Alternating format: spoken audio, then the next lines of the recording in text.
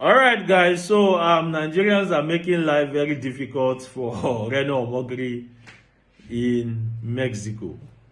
Now, the diasporas, Nigerian diaspora, have written to the Mexican government asking them to reject Reno Omokiri because we all know that Reno Omokiri is not a good example. And anybody who should be an ambassador representing Nigerians internationally should be someone of good conduct and good character. We all know that.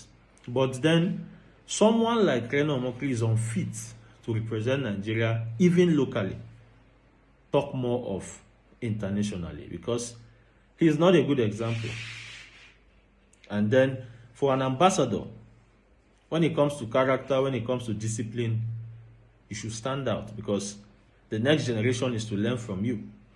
You are representing the image of a country in that country where you are an ambassador.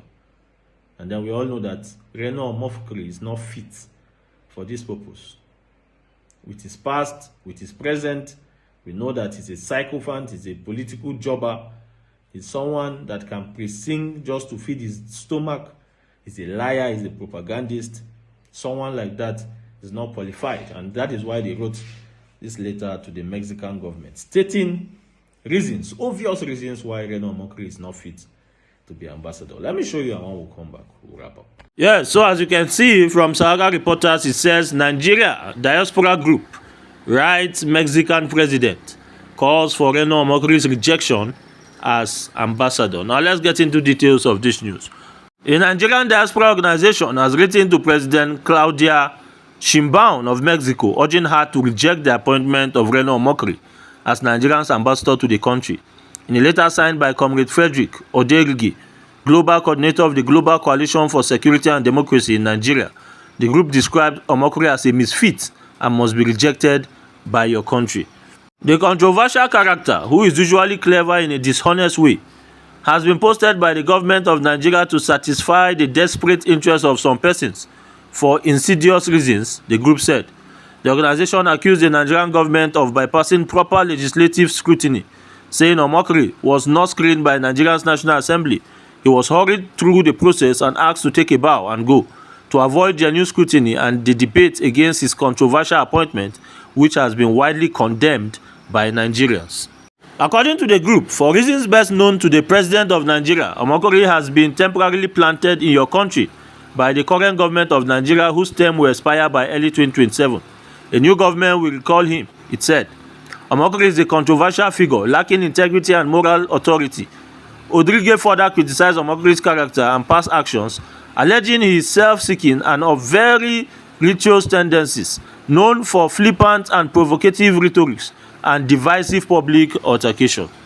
The letter highlighted Omokiri's previous campaign against President Bola Tinubu, noting that in an interview on Arise TV, he stated, "Drug lord is not an unprintable name. Bola Tinubu is a known drug lord. I've got documents to back it up. I spent my money, went to Chicago, went to court, and got certified true copies. Bola Tinubu is a drug lord." Given that Omokiri is from the same ethnic lineage as Oluremi, the wife of President Tinubu, he was hired and bought over from the opposition party to act in favor of the government he disparaged, it said. The diaspora group also alleged that Omokiri was appointed to the ambassadorial role as a form of compensation by the Nigerian government, claiming to compensate him. He was designated as an ambassador to your country so that he could enjoy diplomatic immunity from his despicable activities. Raising security and diplomatic concerns, GCSDN warned that Omokiri's posting could pose risks to Mexico, asserting that the ambassador's designate will surely fight your government, destroy your international relations, and organize secret protests against you. The letter urged the Mexican government to refuse acceptance of Omokiri's posting, citing diplomatic sensitivities, security concerns, political considerations, and administrative preferences, and added, "A stitch in time saves 9." Copies of the letter were also sent to Mexico's Secretary of Foreign Affairs, the President of the Mexican Senate, and the Mexican Embassy in Nigeria. Alright, welcome back, guys. I guess you saw it. Now, we all know how Reno Omokiri got his ambassadorship, right?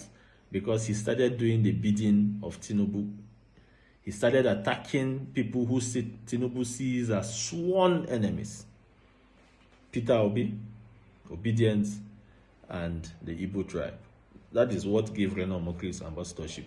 Make no mistake about it. Tinubu looked beyond whatever RENO OMOKIRI did to him or said about him in the past to give him this elevation, because he started attacking Peter Obi non-stop, telling lies against Obi, spreading propaganda, selling lies, and then started attacking obedience, and then started attacking the Igbo tribe. These are things Tinubu loved so much. And then that was why he decided to reward him with ambassadorship, which is wrong. RENO OMOKIRI is not deserving, because what should we learn from someone like RENO OMOKIRI? At least as an ambassador, people should be able to learn from you. People should be able to emulate you. So what should we learn from someone like RENO OMOKIRI? What should we emulate? What will the upcoming generation see in him that they can emulate? Is it how to tell lies so that we can feed our stomach? How to be a jobber? How to sell propaganda? Is that what we should emulate? So these are the reasons why he's not fit to be an ambassador. And I guess that is why Nigerians in diaspora are doing what they are doing. Please subscribe to this channel, turn on the notification bell, so that each time I drop a video, you'll be the first to get notified. Till I see you again, God bless you.